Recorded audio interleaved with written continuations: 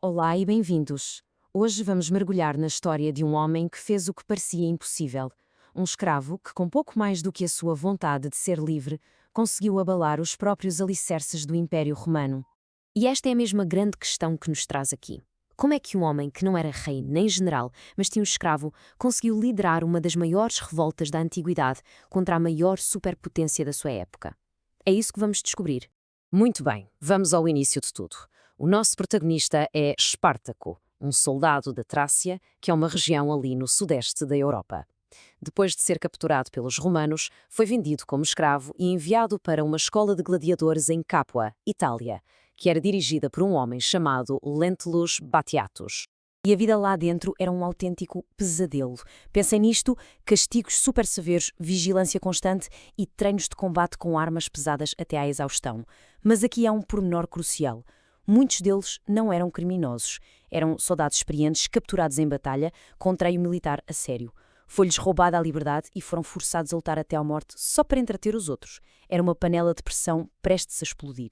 E como se podia esperar, a panela de pressão explodiu. No ano de 73 a.C., um grupo de gladiadores decidiu que já bastava. Estava na hora de lutar, mas desta vez não para entretenimento. Era pela sua própria sobrevivência. E a forma como o fizeram mostra bem o quão inteligentes e desesperados estavam. O plano começou na cozinha. Usaram facas e espetos para surpreender os guardas e, por um golpe de sorte, apanharam uma carroça cheia de armas a sério. Cerca de 70 deles conseguiram fugir e refugiaram-se no sítio perfeito para uma defesa: o vulcão adormecido, o Monte Vesúvio. Roma, claro, não achou piada nenhuma. Para eles, isto não passava de um pequeno grupo de escravos fugitivos. Por isso, enviaram uma milícia para tratar do assunto rapidamente. Mal sabiam eles o erro que estavam a cometer. A força romana era liderada por um pretor. E o que era um pretor? Basicamente, era um magistrado muito importante em Roma, com poder para, entre outras coisas, comandar um exército. O homem encarregado de apanhar os Espartacos chamava-se Gaius Claudius Glaber. Então, Glaber chega com 3.000 homens e, com a típica confiança romana, acha que o assunto está resolvido. Em vez de atacar diretamente, ele simplesmente bloqueou a única subida e descida do vulcão. O plano era simples: deixá-los lá em cima a morrer à fome e à sede. Para ele, o jogo estava ganho. Mas é aqui que a genialidade tática de Espartaco se revela. Encurralado, ele encontra uma solução que nenhum romano imaginaria. Usando as videiras selvagens que cresciam na encosta do vulcão, os seus homens improvisaram cordas. Durante a noite, desceram para um penhasco que os romanos consideravam impossível de escalar. Deram a volta e atacaram o acampamento romano pela retaguarda, enquanto todos dormiam. Foi uma vitória esmagadora e uma humilhação total para Roma. A notícia desta vitória incrível espalhou-se como um incêndio. De repente, Espartaco já não era só um fugitivo, era um símbolo de esperança para todos os escravos e desfavorecidos de Itália. O seu pequeno grupo de 70 gladiadores cresceu e tornou-se um exército gigante. As fontes da época falam em mais de 70.000 pessoas. E não eram só guerreiros, eram famílias inteiras a fugir das grandes quintas em busca de liberdade. Isto deixou de ser uma fuga para se tornar numa autêntica guerra social. Só que gerir um grupo tão grande e diverso era muito complicado. E claro, surgiu um conflito entre os líderes. Espartaco queria ir para norte, cruzar os Alpes e permitir que todos pudessem voltar para as suas casas, na Gália, na Trácia, onde fosse. Mas outro líder, Crixus, tinha uma ideia completamente diferente.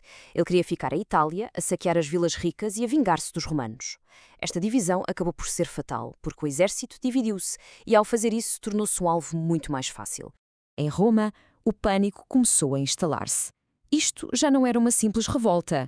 O Senado precisava de alguém que acabasse com o problema de uma vez por todas. E essa pessoa foi Marcus Licinius Crassus, o homem mais rico de Roma, que estava desesperado por uma grande vitória militar para ganhar prestígio. E Crassus era absolutamente implacável.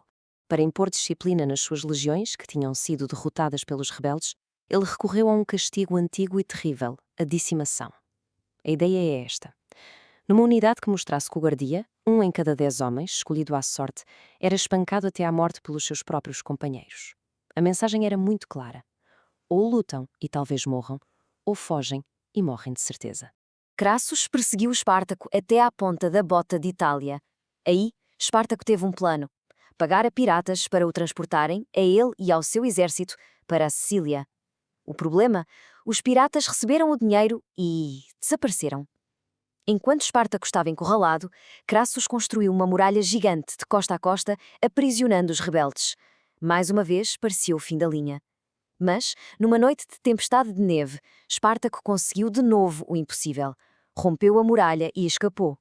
Depois de 2 anos de luta e de fugas incríveis, a guerra aproximava-se do fim. Perto do rio Silaros, o exército de Espartaco, já exausto, virou-se para enfrentar as legiões de Crassus uma última vez. Já não havia para onde fugir. O que Espartaco fez a seguir ficou para a história. Mesmo antes da batalha começar, ele mandou trazer o seu cavalo e matou-o à frente de todos os seus homens. A mensagem era brutalmente clara. Não haveria retirada. Era vencer ou morrer. Todos iriam lutar a pé, juntos, até ao fim. A batalha foi de uma violência extrema. Os relatos contam que Espartaco lutou como um leão, tentando abrir caminho pelas linhas romanas para chegar ao próprio Crassus. Mas, no final, foi subjugado pelo enorme número de inimigos. Morreu em combate e, no meio daquele caos, o seu corpo nunca foi encontrado. A rebelião tinha terminado, mas a vingança de Roma estava apenas a começar. A República queria deixar bem claro que ninguém, nunca mais, se deveria atrever a fazer algo parecido. Cerca de 6.000 seguidores de Espartaco foram capturados com vida, e para eles, a morte na batalha teria sido, sem dúvida, um destino bem mais simpático. Crassus ordenou que fossem todos crucificados, mas não foi uma crucificação qualquer. Ele alinhou as 6.000 cruzes ao longo de quilómetros e quilómetros da Via Ápia, a estrada principal que ligava Roma a Capua, o sítio exato onde a rebelião começou. Os corpos ficaram ali, a apodrecer, como um aviso terrível para todos os que por ali passassem. E depois de tudo isto? Bem, politicamente, a vitória de Crassus foi um pouco roubada pelo seu rival Pompeu. Mas o mais importante é que a revolta, mesmo tendo sido esmagada, deixou uma marca profunda.